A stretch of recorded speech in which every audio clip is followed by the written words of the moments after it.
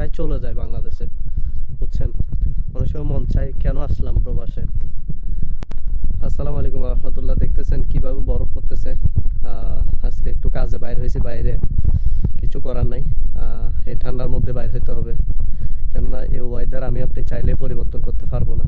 এই গাড়িটা দেখুন কি অবস্থা হয়ে থাকছে, পুরো গাড়িটা বরফের কারণে ঢেকে গেছে। তো আসলে আমাদেরকে এই ধরনের পরিস্থিতিতে এখানে কিচ্ছু করার নাই। এই যে ঠান্ডা, মানে প্রচুর ঠান্ডা। একটু একটু আগে রোদ আসছিল, কিন্তু রোদটা আবার চলে গেছে। এখন আবার রোদ থাকা অবস্থায় তুষার পড়ছে। আমার গায়ের অবস্থা দেখেন, হাতের অবস্থা দেখছেন, এই দেখেন। তো আমি মাত্র বের হয়েছি রুম থেকে। যদি এখানে আমি 5 মিনিট হাঁটি, 2-3 মিনিট হাঁটি, তাহলে আমার অবস্থা বরফ দিয়ে পুরো সাদা হয়ে যাবে শরীর। তো কিছু করার নেই ভাই, প্রবাসে আসছি, স্বীকার করে নিতে হবে। চাইলে এখান থেকে পরিবার, মা বাবা, তাদের সাথে সময় কাটাতাম, সেটাই তো ভালো ছিল। আবার চলে যাই, কিন্তু সম্ভব হয় না, সম্ভব হয়ে ওঠে না। তো আসলে প্রবাসে আসার আগে আমরা চিন্তা করতাম যে প্রবাস জীবনটা কেমন ছিল। যে অর্থাৎ যারা প্রবাসে আসে সবাই তো বলে খুব কষ্ট, প্রবাস মানে হচ্ছে কষ্ট, প্রবাসে অনেক কষ্ট। অনেকে অনেক ধরনের কথা বলে। আসলে কি আদৌ প্রবাসে কি কষ্ট? কাজ করব, ঘুমাবো, খাবো, এই তো, কিসের কষ্ট আর? কিন্তু আসলে এখানে আসার পরে বিষয়টা বুঝতে পারছি, আসলে কষ্টের মধ্যে অনেক ভিন্নতা রয়েছে। এই কষ্টগুলো না, মানে ওরকম কষ্ট না, মানে কেউ কাউকে গালি দিল, কেউ কাউকে মারলো, কেউ কাউকে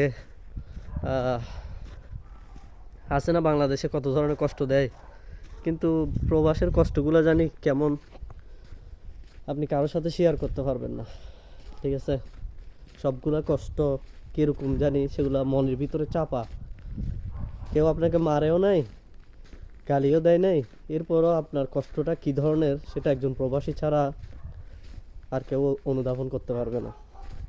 তো যাই হোক, আসলে অনেকে আমাদের ভিডিওতে এরকম তুষার দেখেন, যে তুষার, চারিদিকে বরফ, এই যে দেখতেছেন পুরা রোডের মধ্যে সব বরফ। অনেকে মনে করে এই আমরা যদি যেতে পারতাম, ওনার জায়গায় আমি থাকলে ভালো হতো, যেমনটা আমিও মনে করতাম। সবাই মনে করে না, অনেকে অনুভব করতে পারে। তো অনেকে মনে করে এই স্বামী যদি যেতে পারতাম, কিন্তু ভাই আসলে এখানে আসার পর না আপনার মন মানসিকতা অন্য ধরনের হয়ে যাবে। মন চাবে না আমি পরিবারের কাছেই ভালো ছিলাম, ওইখানে চলে যাই। ঠিক আছে, তা আসলে এরকমই, আমরা অনেক আপনজনকে অনেক সময় বুঝতে পারি না কাছে থাকলে। যখন দূরে চলে যাই না, তখন ঠিকই বুঝতে পারি আসলে তার কদর কতটুকু। এই জন্য আপনজনকে কাছে থাকতেই গুরুত্ব দেন।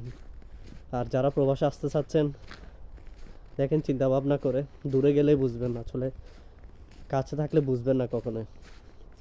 যাই হোক, আসলে একটা জায়গায় যাচ্ছি, যেতে যেতে ভিডিও করলাম। কেমন লাগলো?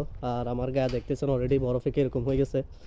তো যদি ভিডিওটা ভালো লাগে শেয়ার করবেন, পাশে থাকবেন অবশ্যই। আসসালামু আলাইকুম।